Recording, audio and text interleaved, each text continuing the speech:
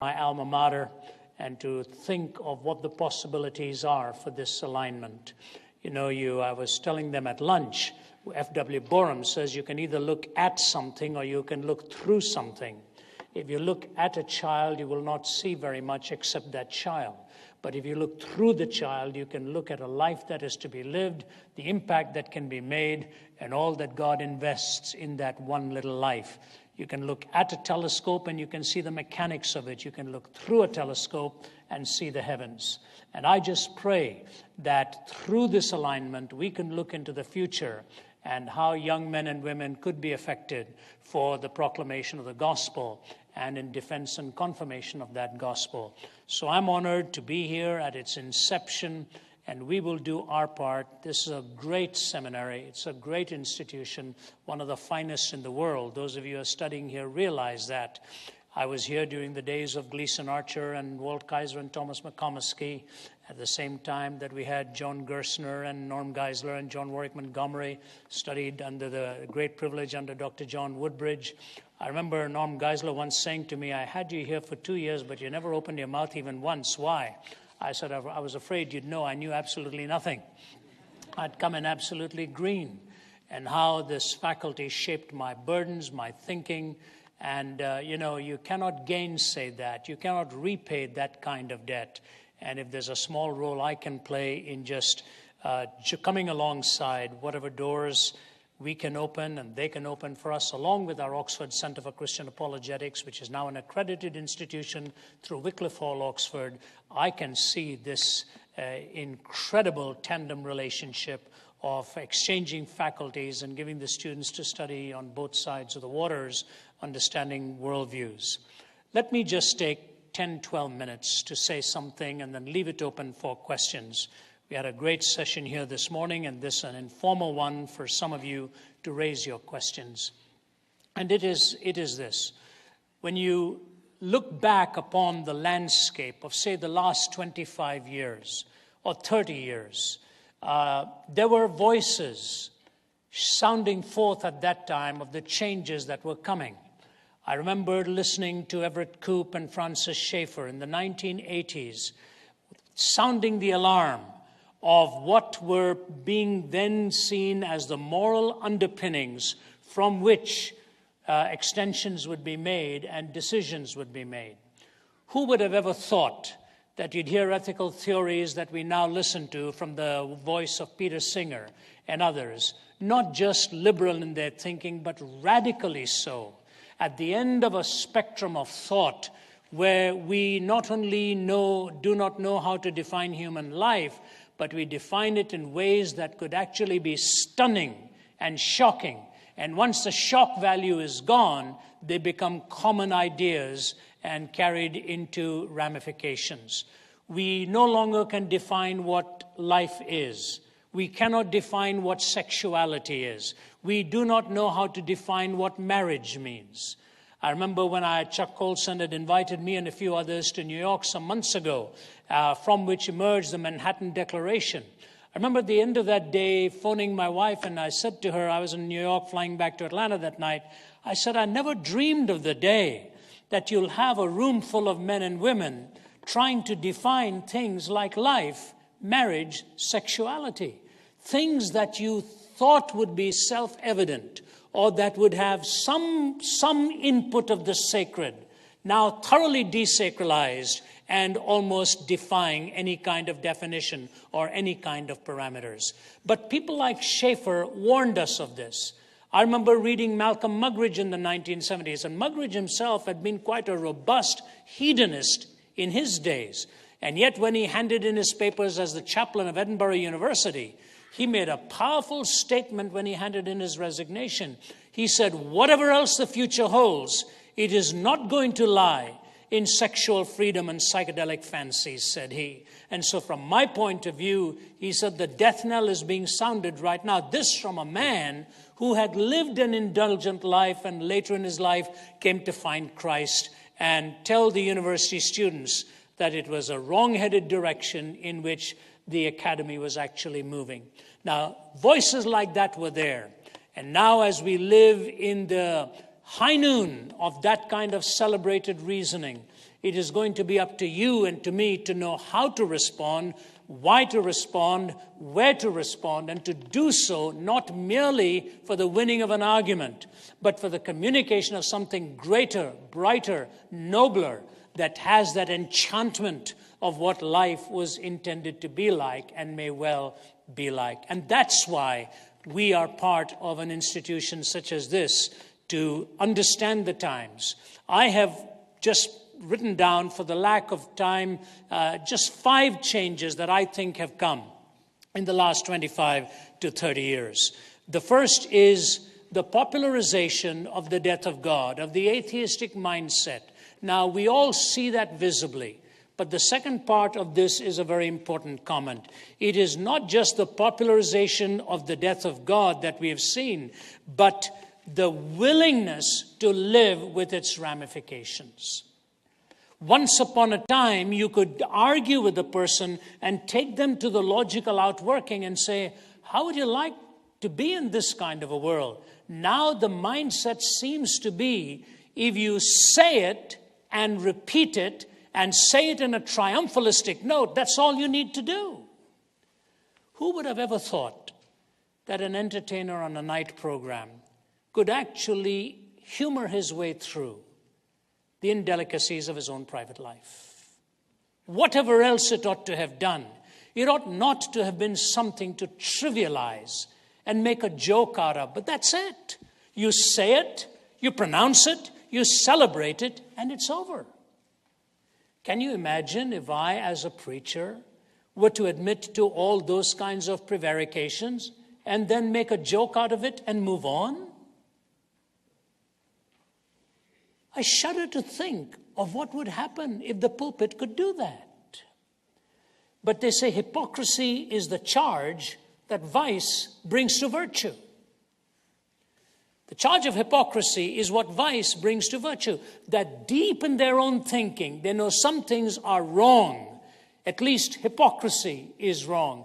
And it is wrong for those who preach noble truths and preach great ideas of what life is all about. And so I say to you that the popularization of the death of God, but the celebration of its ramifications, so a la Hitchens and Dawkins and Dennett and Harris, they will just say cavalierly what in 1946 Huxley said almost covertly: I want this world not to have meaning because a meaningless world frees me to my own exploits of sexual and political freedom. So that was one line thrown into a big book. Now it is a case of the main course that is being said again and again. You and I have to respond to that kind of thinking. Number 2, it is the third world's attack upon Western ideas with the pantheistic and postmodern underpinnings to it that has actually made the ideas that shape the West look juvenile and everything else that comes from abroad look very sophisticated. It's the way it has happened. Now, I have a question for people like that. Why did you come to the West? Why did you move in that direction? Because there were some moral assumptions that were the bequest of the Judeo-Christian framework. Even if you didn't want to give credit to the worldview that framed them, you liked what you saw in the outworking. Do you know the Chinese government has just commissioned scholars in China to write again the history of missions in China, because the leadership in China recognized that missions have not been given a good and a fair name? It was a professor from one of the leading universities who sat in my office some weeks ago and told my wife and me that they are commissioning this writing to give the due benefit of what missions had done over the last century, principally in 2 arenas, in education and health, well-being for the Chinese people. This is being recognized and offered up now, money being offered up there for research. If I look at my own country like India, you look at a man like Deepak Chopra, who will tell you in his writings that he went to a Christian school and studied there. I went to a Western school in Delhi, and the gift of health and care and education came from the Judeo-Christian worldview. It was William Carey, along with Rajaram Mohan Roy, who fought to abolish the sati system, where the widow had to throw herself into the flames of the husband's funeral pyre because her life was considered of no value. Carey fought for the protection of the woman in that, and Raja Ram Mohan Roy, a great Indian leader, came alongside him. One of the leading newspapers in India is called The Statesman. That was founded by William Carey in order to give the Indians a voice in the days of the British. These things are gobbled up in history, and people don't even take note or remember that. Think of this statement. We take these truths to be self-evident, that we are all created equal, with inalienable rights for life, liberty, and the pursuit of happiness. Let me ask you this question. Do you know of any other religious worldview that would have framed that statement other than the Judeo-Christian faith? Could naturalism have framed that statement? No. Nietzsche said equality is a lie concocted by the weaker of the human species. Because he said there is no such thing as equality. There are superior, there are inferior people. And that was the idea that Hitler ultimately took to bring triumph of one group over the other. But the Christian faith so clearly says we're all created equal. And that gift of liberty is ultimately the gift of God, not something just bequested by a state or culture or whatever. But now all of a sudden, you can be in any public talk show, and it seems as though the most unwanted voice is that of the Christian. Unbelievable. Unbelievable. I did an open forum at Hong Kong University a few weeks ago, and a young Western gal stood up and said, I don't understand why you think there is such a difference at all. She said, I've read the Quran and I've read the Bible. They're both saying the same thing. It's in a public forum. We must understand what these worldviews are saying, and with respect, draw the distinction, draw the clarity of the gospel. There are ideas in the gospel that are not present anywhere else. Take, for example, the Bhagavad Gita, profound piece of writing of the Hindu scriptures, much more popular than the Vedas. And in that, Krishna calls for the Prajapati, the sacrifice. The words of Krishna, they're calling for the sacrifice, but there's no sacrifice offered in there. Calling for forgiveness, but there's no forgiveness in the reincarnational system, is there? You pay and you pay and you pay and you pay. And how gently the gospel can be presented. I have a friend sitting here who comes from a Hindu background. He's a businessman in Atlanta. For nearly 1 year, weekend after weekend, we chatted and chatted and chatted. And finally, when it dawned on him on the beauty of the gospel, in our living room, he bowed his head and prayed. Until this very day, the most glorious thing he'll talk about is about the cross and what forgiveness really means. It's a beautiful truth. And yet the world out there doesn't realize how precious it is. When you've gone wrong, you look for forgiveness. How marvelous to know the cross has provided it. But this disorienting hit from pantheistic worldviews. Number 3 is the power to inform through the visual. We now take truth through the eye gate, not through reason. And so it comes through the back door of the imagination. Where I think it was William Blake who said, this life's dim windows of the soul distorts the heavens from pole to pole and goads you to believe a lie when you see with and not through the eye. We are intended to see through the eye with the conscience. Most people today see with the eye devoid of a conscience. This life's dim windows of the soul distorts the heavens from pole to pole and goads you to believe a lie when you see with and not through the eye. So we've got a visually conditioned culture. I'm not much of a moviegoer, but people plead and beg me to see some of them so that we can respond to them. So I was cajoled and pled with and written from different parts of the world to please go and see Avatar. I wanted to say we already had 330 million of them. Why one more? But I did. Brilliant, isn't it? Brilliant in cinematography.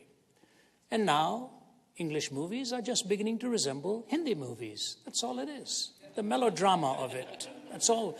Bollywood was 30 years ahead of this kind of stuff. And 30 years ago, we'd sit and laugh at it. Now it is so engaging,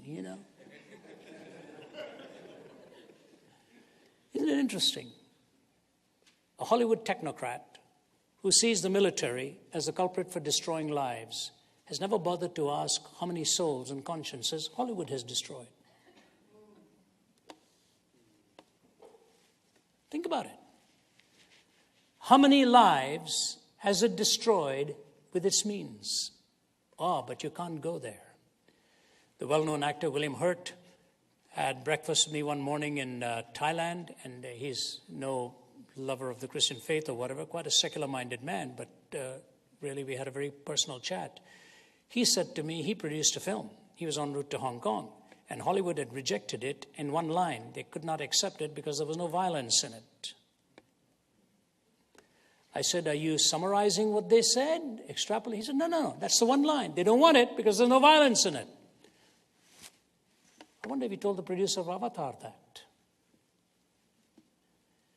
They didn't want it because there's no violence in it. That's what entertains. It's all coming through here, and we don't bother to think this through.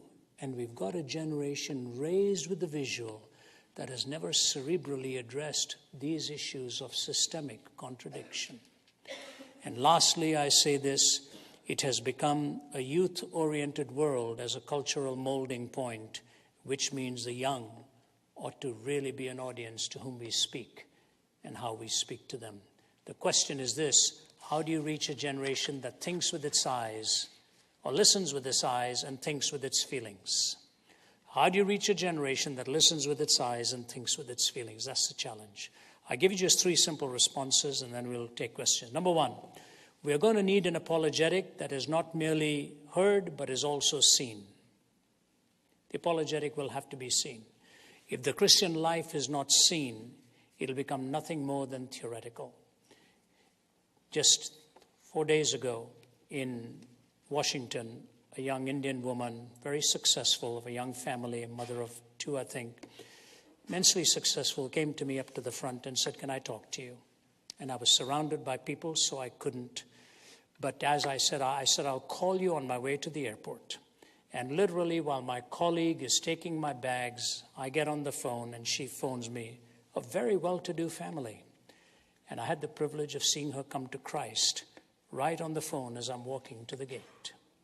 And you know what she said to me? She said, the reason I'm talking to you is because in some of the greatest struggles our family has had, it has been the Christians who've been there to help me and help me find my way through these dark nights of the soul, as you called it. What a tribute to the Christians who have sown the seed and done all of the groundwork, and then I have the privilege of just praying. And you didn't even have to pluck the fruit, you just had to keep your hand there. It was ready to fall into the hand. And so the life has to be lived. And when the life is lived, never underestimate the impact of what it is going to do.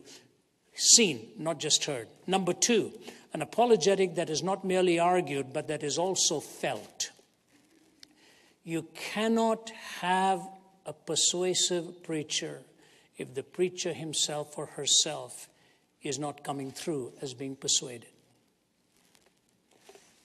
That internal engagement of the emotion, that internal engagement of your personality, woe be to me if I preach not the gospel.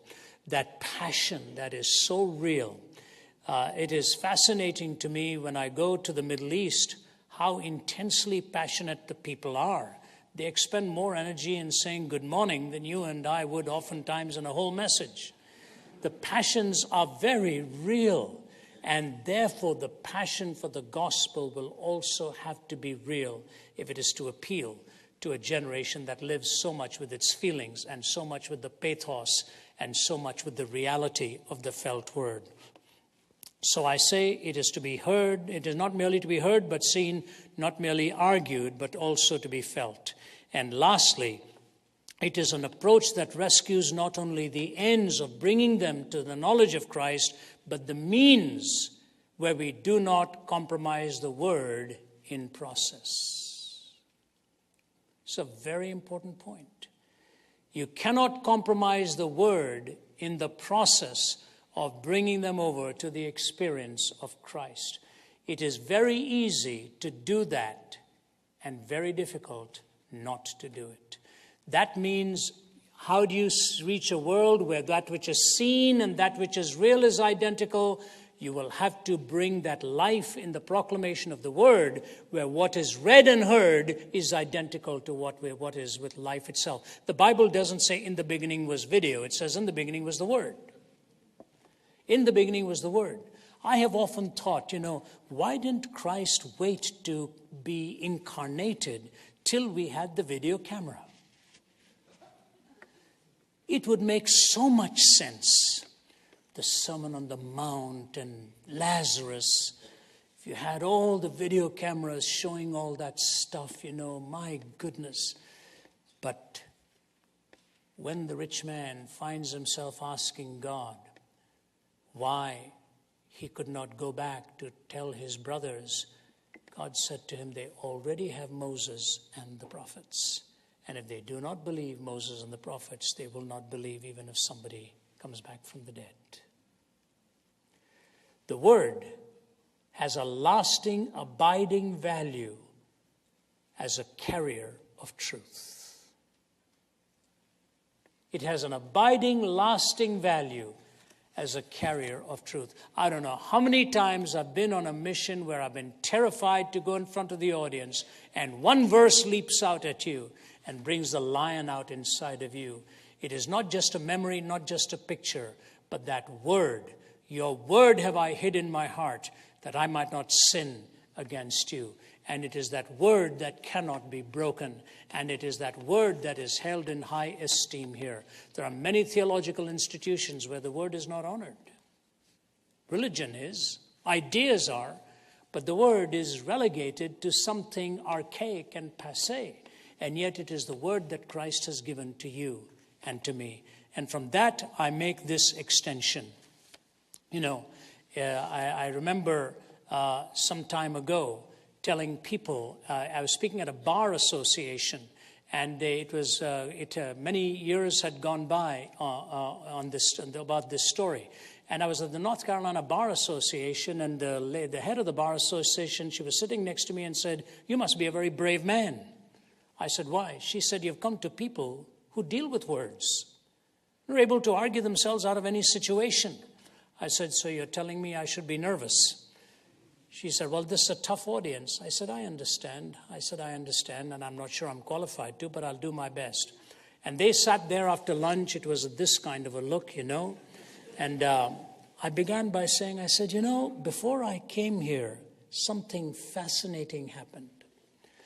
I said the first 3 items on the news on CNN were this. Number one, this was during the days where a famous statement was made, it all depends on what the word is means. Yeah, you know what I'm talking about. And so, as we do in this culture, in a salvation by survey culture by which we live, you want to find answers to anything, survey people. So the news cameraman was walking around, and the first question on his survey was, do words mean anything? Do words mean anything? Or does the speaker reserve the right to fuse every word or any word with their own meaning? And after the survey, the answer was, no, words don't actually have an objective meaning. It is the speaker that fuses meaning into the words, and that's what words really are. We speak and we decide what meaning fits into them, so that was the answer. The second question was, does morality have any point of reference? And the answer was no, each person chooses their own morality. So words had no referent. Morality had no referent. You know what the third item on the news was? I said, ladies and gentlemen, the third item on the news was a warning sent to Saddam Hussein that we'll start bombing him if he doesn't stop playing his word games.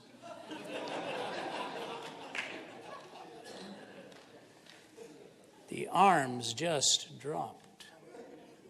I said, so if you are a peddler of words, and your words don't have objective meaning and objective value, you are manufacturing a world of your own. And when worlds collide of that nature, the impact is of cataclysmic proportions. Was it Thomas Becket, the man for all seasons, when he is told to renounce his words or whatever, trying to see if I can get this story here straight. And not Thomas Becket. Who am I thinking of? Thomas More. Good for you. Thomas More. Actually, you know what? It's one of my relatives that wrote the book. He lives in Cambridge now. An Englishman married to one of my distant cousins. In India, we're all related. And so we just lay credit to whatever we can. So he's in prison, and his daughter comes to him and says, "Why don't you just say the words? Say the words in favor of the king and you'll be released." And he says, "Meg, no." He says, "When you give your word to somebody, you hold your life in your hands." And he said, "If you should open that hand and drop your word, you shall look down and you shall never find yourself again." When you give your word to somebody, you hold your life in your hands. If you open your hands and let it drop, you shall look down and never find yourself again. Your word and my word to society will have to be consistent with what we preach. And the word that he has given to us is what we must carry within our proclamation, because that word is truth, and that word cannot be broken. So it must be seen, not just heard, must be felt, not just argued, but rescue not only the ends, but the means as well, so that the word is preserved and protected. So I leave that with you for openers here, and if there are any tough questions, my colleague John Jaroge will answer. All the easier ones I'll be glad to take. Thanks so much for giving me your attention. Yeah.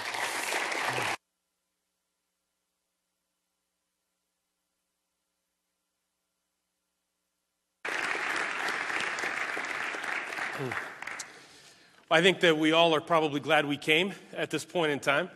But we not only have the privilege of sitting under Ravi's teaching, we have the privilege of actually interacting with him.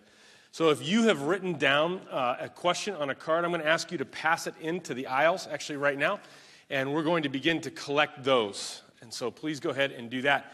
Also up here is John Jaroge, Talbot graduate and an associate apologist with RZIM. Can we welcome John also? Welcome.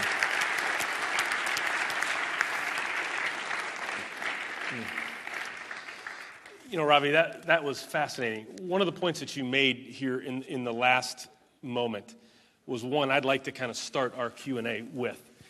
Apologetics has changed tremendously over the past maybe 30, 40 years. There was a classical style of apologetics that has given way, in some degree, to a more cultural style of apologetics. There are some who have concerns over a new social gospel in the midst of a community impact.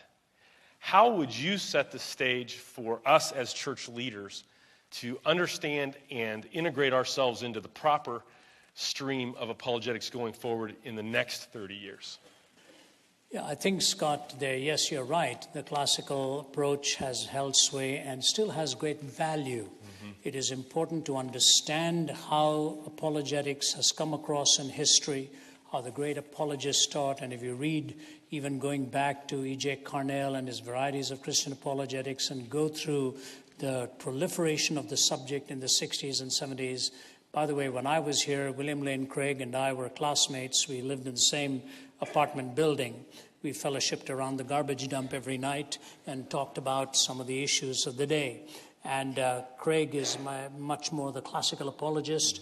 I think Francis Schaeffer and Os Guinness provided the bridge for a good culturally relevant apologetic. And Oz is still quite active in that, understanding the sociology of knowledge and all of that, how people think the way they think and why they think the way they think.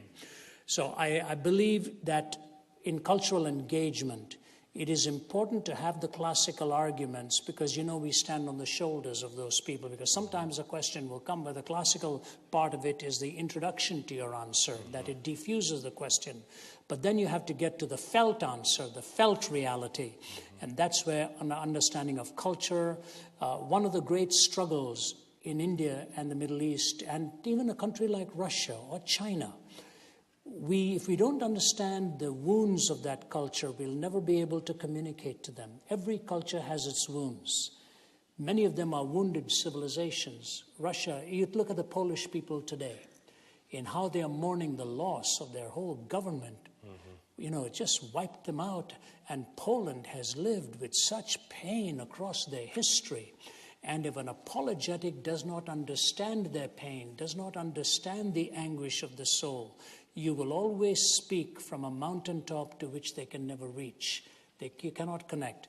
Understanding the hurts of a people, understanding the needs of a people, understanding the whys of the question of the people, I think is a very key to how you answer it.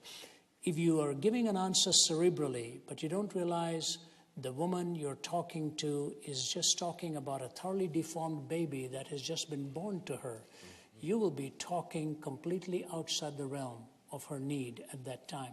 So you have to connect felt need with classical understanding of reality. That's where the argument and the story and the demeanor has a great effect on how the listener is going to hear your answer. And John, I know you've done a lot of work in some of these plays. What are your thoughts on that? Maybe what I can add to that is sometimes we tend to value what we do more than anything else that anyone else does. So that if I'm very good at argumentation and the intellectual ideas and all that, then I take that to be the most important thing that everyone else should be doing. And we forget that there are many other aspects of being human that also need to be addressed. And especially for leaders in the church, if you are a very, very gifted communicator of the gospel, you can find it very difficult to understand why it is that some people with a very questioning mind would still be essentially remain unchanged, as Ravi was talking about this gentleman in there who had a very good example from his pastor and from his wife, but still his life remained unchanged.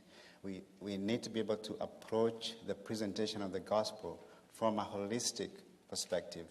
And the metaphor that the Bible gives us of the body and the different gifts being used, we need to see that in practice in the community, in the church, so that we can be able to address every area of our existence as human beings, and we don't just swing from one end of the pendulum to another and just emphasize one thing, because all these different gifts come into play in forming the body of Christ. I'll add another footnote to that, to Scott. The change in apologetics today is that people, because they've heard some arguments, think they understand those arguments. And so the moment you even start that approach, it is put aside. That's why I think we should be using a lot more arguments from poetry, from music, from that kind of entrance into the heart that the person can connect with. And I found oftentimes if you quote from some musician or some piece of poetry, my work at Cambridge was in the Romantic poets. And when you see people like what Samuel Taylor Coleridge and others wrote, and you quote poetry, the audience literally perks up. It is an era of thinking in what I call the various intimations of reality, and they have to be approached at certain points. That's very well said. That actually leads into someone's question pretty well. This is a question. Christians are comfortable talking about truth because of the belief that there is an objective truth. I'm going to have to summarize this. Is there such a thing as objective beauty? And if there is, how does it serve as an apologetic? I think there is such a thing as an objective beauty within a hierarchy of preferences. Let me explain what I mean. You can tell when beauty is violated much more than you can tell, well, something beautiful is just beautiful per se. Because when the Bible tells you to worship the Lord in the beauty of holiness, in other words, beauty cannot be unholy, beauty cannot be profane, beauty cannot be desacralized. So in the continuum of beauty that can come within holiness, there will be options, there will be preferences, colors may vary, choices of aesthetics may vary. But if profanity comes into it, then at that point you have violated what beauty must intrinsically have. So I think it is wrong to say that beauty is purely a subjective thing. There is an objective point at which ugliness is revealed if it is profane. That would be my answer to that. That's a good answer. Yeah. John, how about you? I remember reading recently, I still haven't seen Avatar. We don't have many of those in Africa. So I probably need to see the movie. But I remember reading somewhere that there were some people who went to see that movie and they committed suicide afterwards because of how beautiful apparently it is, and that it's impossible to find that kind of beauty in this world. And part of what we are to do as those who are called to preach Christ is to present the beauty, a vision of beauty before people, the beauty of the gospel, the beauty of God and the fullness therein, so that people can truly long for it, long for God, because he is the ultimate standard of beauty. And we know when, for example, when music is dedicated to Christ, like Handel's Messiah, or some of the paintings that still change people's lives, is because of the work that has gone into those kinds of works that bring out the best in who God is and what he has put in us. And so this is another area, the arts, which has been neglected. Today we are not producing a lot of Handel's Messiahs today, and I think we need to be able to do that in our churches. So part of it. That's very well said. One of the things that strikes me as well is, thank you. One of the things that strikes me as well in the midst of this is potentially some of the beauty that people may be searching for might be the beauty of love, particularly love of God and love between one another. What RZIM does so well is to come in and open doors, open minds, and open hearts. But in that openness, God must find a place to dwell. And that's the role of the church. You're absolutely right. Would you just speak to that in apologetics? Absolutely right. I think most young people that I talk to have given up on love. They don't believe any such thing actually exists. I remember when I was writing one of my books, I told this story. I was in Singapore, and I was talking to one of the waitresses, and she asked, when I told her, she saw my wedding ring and asked me how long I'd been married, and it was 2-3 years ago. So I said it was 30-some years and so on. And she said, that's hard to believe. It's very hard for me to believe. And then I told her of a story I'd read in Reader's Digest of this young man in his teens who had basically lost the girl that he loved because her mother would not allow them to get married. It's a long story, and 60 years later, somebody found a wallet on the side of the road, and through that wallet, he traced the person down, but God managed to trace the person down because in that wallet was the last letter he'd received from the girl, that when she was only in her teens, 60 years before. And the upshot of the whole story was, it was written by a man called Fine, F-I-N-E, I remember that.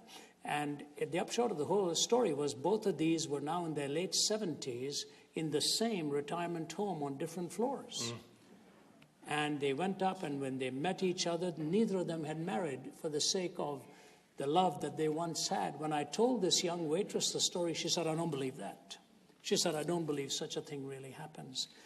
They become cynical on that. And so the loss of love, the loss of true romance, the loss of commitment is great. But one of the things we can do as a secondary expression of that love, and I keep telling my team this very much, we as a team need to model that fraternal relationship, the love for each other, the respect for each other, the belongingness to each other, and not to compete with each other. If you can show a true fellowship in the gospel and true love for each other, it is a powerful apologetic in and of itself. And I think that's a very real example that needs to be followed in our time. But your point is right, Scott. I think the church needs to model that kind of love. My book is about to be released in June. Has Christianity failed you? We interviewed people who'd left the church, and the single common line from those whom we had talked to on the streets or whatever was that when they had stumbled, they found that the church totally rejected them and no longer had any room for them. And they just walked away, not from God, but they'd walked away from the fellowship and were living lonely lives of trying to follow Christ. It's a difficult line to draw, but it's an important line that we do not end up condemning those who have struggled and faltered and want to find their way back in a body of believers where love is the supreme ethic, rightly so. One of the concepts in our church that we talk about fairly frequently is we call practical atheism.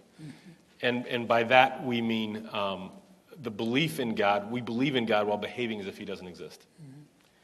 And when we look at that idea and how, when it's entrenched in our soul, creates an anemic, tepid Christianity, and ultimately frustrates much of what the Holy Spirit is trying to do in the life of the Christian, and it diminishes the witness of the church into the world, how would a cultural apologetic and a personal apologetic influence someone whose belief, potentially where they may assent to at least a good deal of what you may say, yet their heart is not engaged by those ideas? How would you say for us as Christian leaders to lean into that and to draw that person?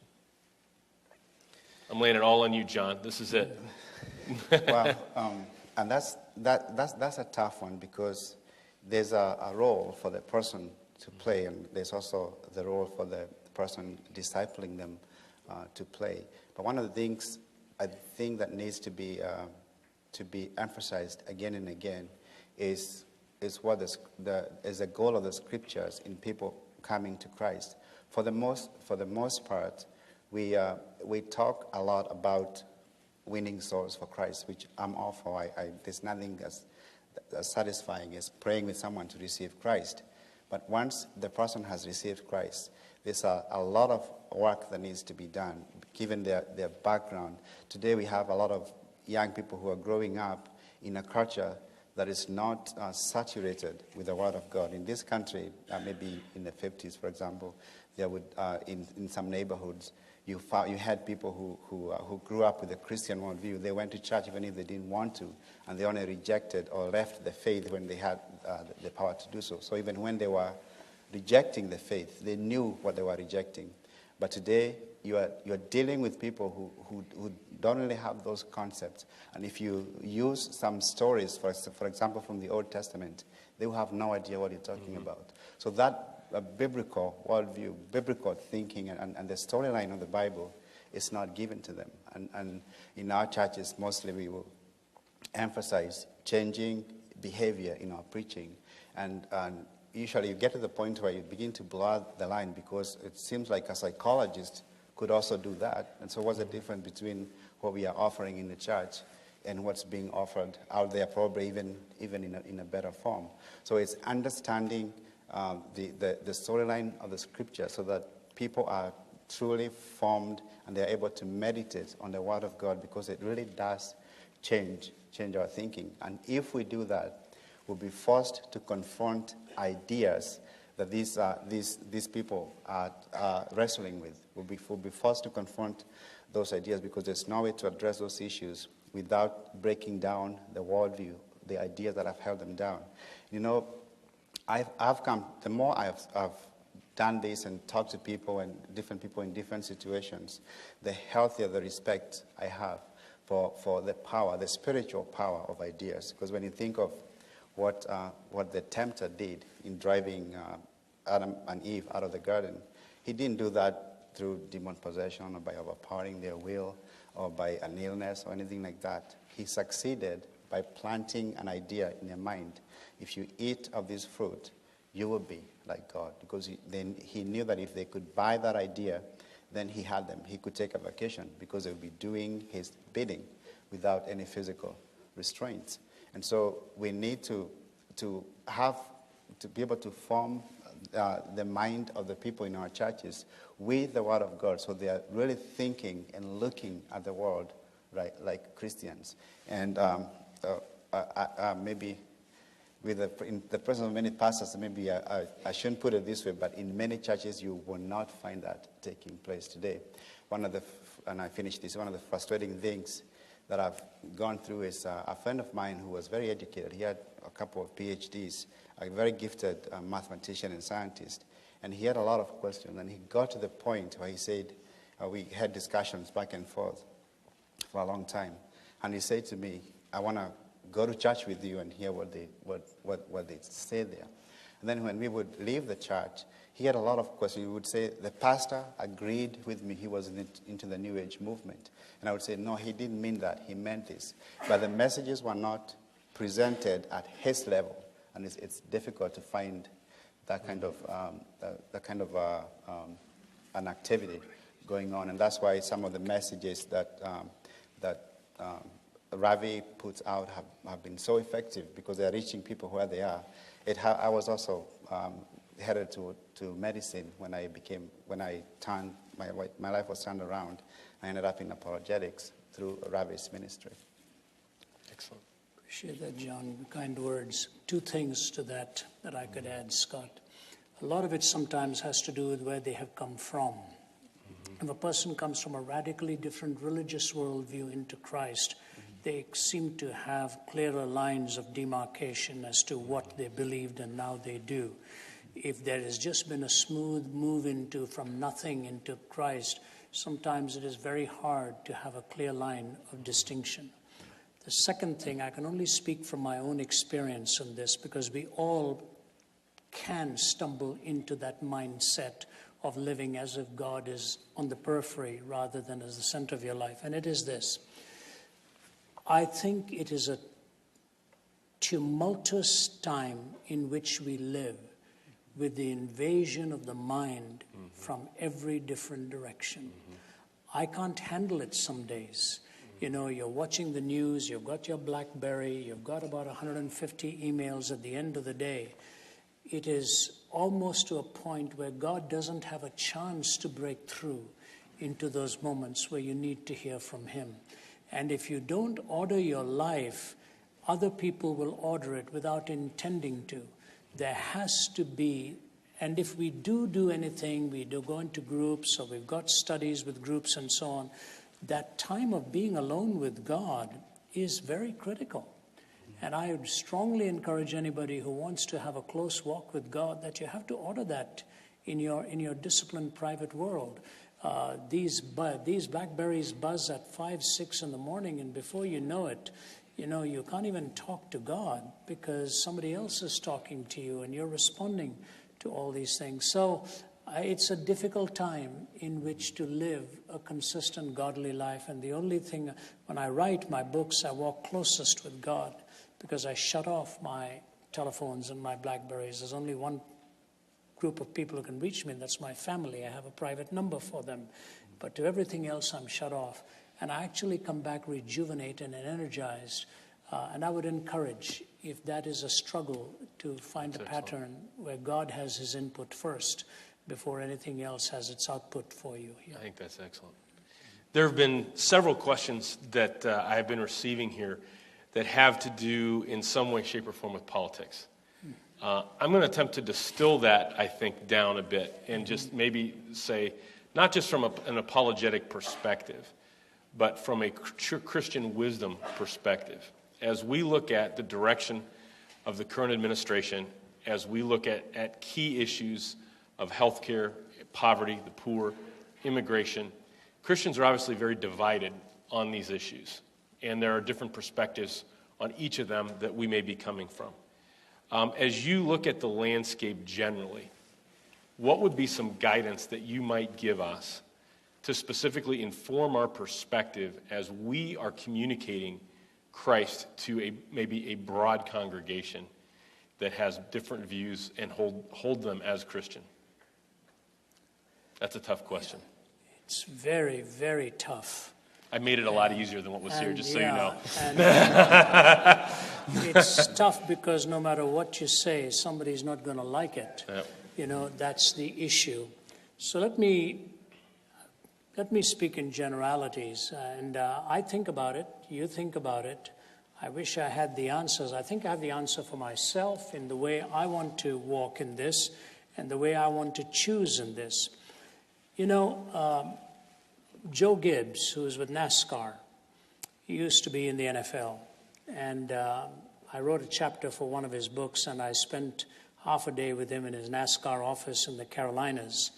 And I said to Joe, how did you find to make the change from the NFL into, running at such high speeds in the cars and all of that? He said, because one thing remains common between the two, it is the depravity of men. He said they were as depraved in the NFL as they are as depraved in NASCAR. He said, and I see the depravity. Somewhere the government assumes that all of the bad guys are in the public sector and they are okay, that we can trust the government to make right judgments for us, and that the corporate world has all of the nasty guys in it. When you have, my father was in government.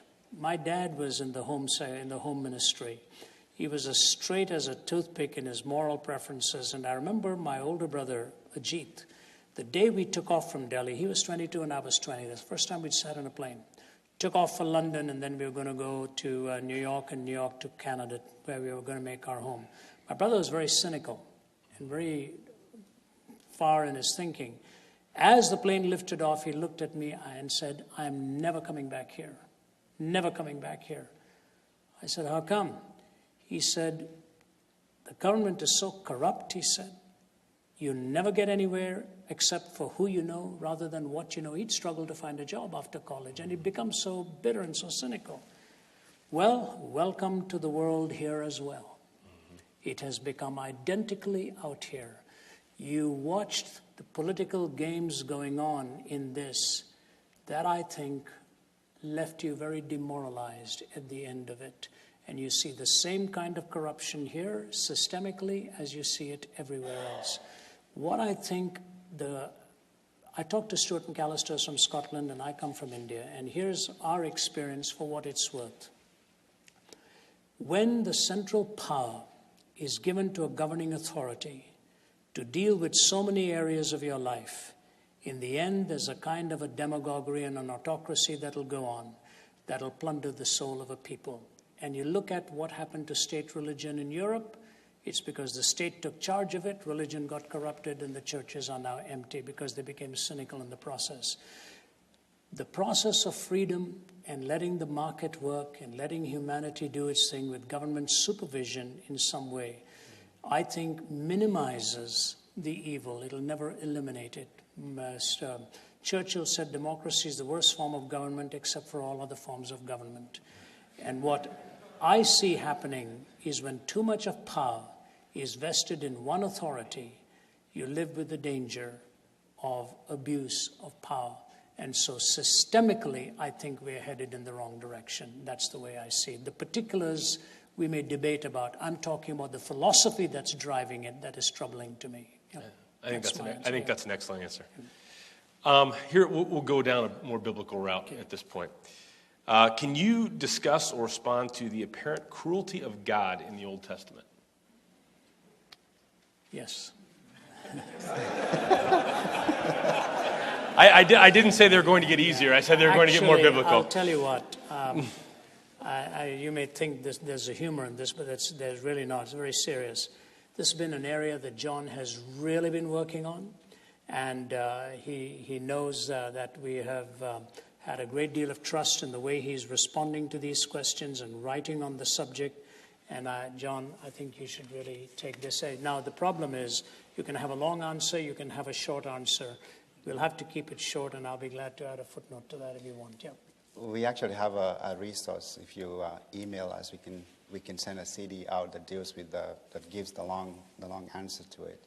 But basically, the approach that I usually take in responding to this question. Can you hear him at the back? Are you able to hear him? Does he need to raise his voice a little? Can you hear him?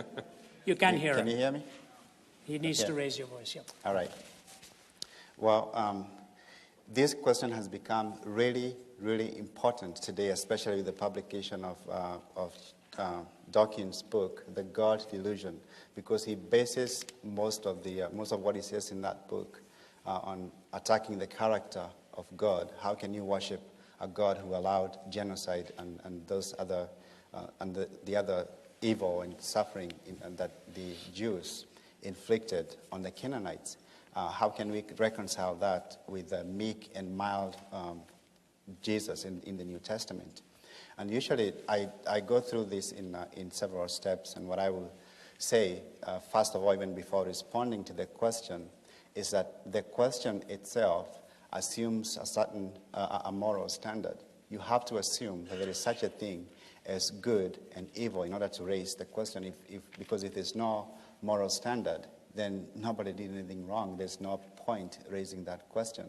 But you can't have a moral standard without God, because if you're dealing with a moral law, you're dealing with you have to appeal to a moral lawgiver. And so this question, if there is an answer to it, it has to be found within the very nature of God. It's the goodness of God that gives rise to this question, and it's only within a biblical perspective that the question even makes sense. And then the next thing is, this is actually a version of the problem of evil. Why would a good God allow pain and suffering and all that, allow evil to exist? In this case, it's being asked with regard to God's character himself. How can he do this if he is good? But again, when the question of evil is raised, it usually goes something like this: if God is all good and all powerful, evil would not exist. Since evil exists, there cannot be a God who is all good and all powerful. But that ignores the fact that God is also all-knowing, and he may actually have reasons for allowing certain kinds of evil that we are not privy to. And so in the same way that we respond to the problem of evil, we can also, given what else we know about the character of God, be able to say that, be confident in saying that what we know about God may, within his nature, have reasons for which he allowed those events to take place in the Old Testament. So that's just even before responding to the question. But in terms of responding to the question itself, you can look at the way that those events in the Bible took place, because most of the times they are really exaggerated. God is presented in the worst light possible. But if you look at, for example, Genesis 15, what you see is 400 years before those events took place, God speaking with Abraham, and he says to him, your descendants will be enslaved in Egypt, and then I will bring them back to this land. And then this is the phrase that is relevant to what I'm saying right now. Because the sin of the Amorites has not reached its full measure. This is 400 years before the events took place. So whatever you want to say as an atheist about what took place in the Old Testament, we cannot say that what God was doing was a knee-jerk reaction. It was not, because it was planned long time ago, and God gave these people this whole time to change their ways, and yet during this whole time he was also allowing his children to languish in captivity for those 400 years while he waited for the Amorites to take place. And so by the time the Jews got to the promised land, the time was ripe for God's judgment to fall upon these nations. And if you read, for example, in Deuteronomy chapter 9, what you find is that God repeats himself over and over again in that chapter, the first 6 verses of Deuteronomy chapter 9, saying that it is not because of your righteousness that I'm sending you to take this land, because you are stiff-necked people. And that's repeated over and over again. Israel was just an instrument in God's hand. God could have done that directly, but he chose to use Israel as an instrument in his hand. And then when you look at what happened to Israel itself, they were also subjected to God's judgment. Sometimes we think it's only the Israelites who inflicted punishment on those other nations, but they themselves were not victims of their own evil against God. But they were. All you have to do is look at the book of Lamentations, for example, and see what Israel went through. And then you come to the New Testament, and you find that the distinction between an angry God in the Old Testament and a meek and mild Jesus in the New Testament is actually fiction, because in the New Testament, you have Jesus talking about hell, people being banished from God forever. Then the book of Revelation is full of images of what will happen when God's judgment falls again on the nations. And so God's character is consistent in both the Old and the New Testament. And then can I interrupt you at one point? Yeah. Can I shift the question on you a little bit? I think that's an excellent classical answer. Yeah. I think more true to the question here would even be a person's experience reading the actual acts and the mind behind them in the Old Testament and trying to have it be consistent with a God that would be compassionate toward them personally.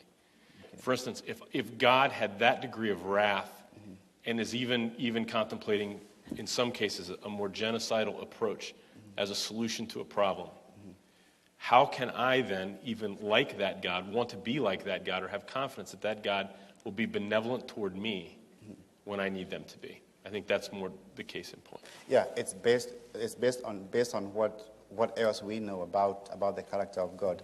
These incidents, the incidences, when the way they're given to us, they span over thousands of years. So it's not something that God did within just one period and wiped everybody out. So these are events that took place over that long periods of time, and we just get glimpses of what God did in the process. So how can we be confident about the nature of God and that we can be able to trust him in spite of what he allowed there? The reason we can do that is because that's not all we are given, even in the Old Testament, about the nature of God. We know a lot more about what God is like. And we can look at people in the Old Testament who related to God, who was supposedly a monster according to Dawkins. But if you look at people, I'll give you an example. Exodus chapter 33. God makes an incredible offer to Moses. He says to Moses, take these people to the promised land. The land will still be flowing with milk and honey. I'll have angels fighting for you, but I'm not going to go with you because you are stiff-necked people. That would be a jackpot, because you have all of God's blessings with angels fighting for you and without God telling you what to do with it. But Moses says in verse 15 of Exodus 33, he says, if your presence doesn't go with us, do not send us from here. So the people who knew God and related to him came up with incredible devotion to him, with Job saying, though he slay me, yet will I hope in him. David being given the choice whether to be punished by God or by his enemies, and he chooses to be punished by God because he says God is more merciful. And then Jonah not wanting to go to Nineveh because he knew that God is gracious and forgiving and all that, and slow to anger. So when we look at the whole picture, rather than zeroing in on those acts of judgment, we can know the character of God and then know who we are trusting. We can do the same thing with the New Testament. You can just pick the passages that talk about hell and that God himself will inflict on people and say, I cannot worship a God like that. But then you have ignored everything else that the scriptures have to offer. Let me add 3 footnotes, and we are to be in the car in 2 or 3 minutes here. Let me say 3 things on this, and then we'll close. When you look at the cataclysmic nature and the dramatic nature of God's judgments in the Old Testament particularly, don't forget they're always juxtaposed with the dramatic form of revelation that he has also given of himself. Those are often ignored. For example, if God were to say, descend through the ceiling and rent it in 2 and come out and say, if you walk out of here and blaspheme my name, you will bring havoc and destruction upon a whole society. And this dramatic nature of his revelation is in keeping with what he has threatened or promised.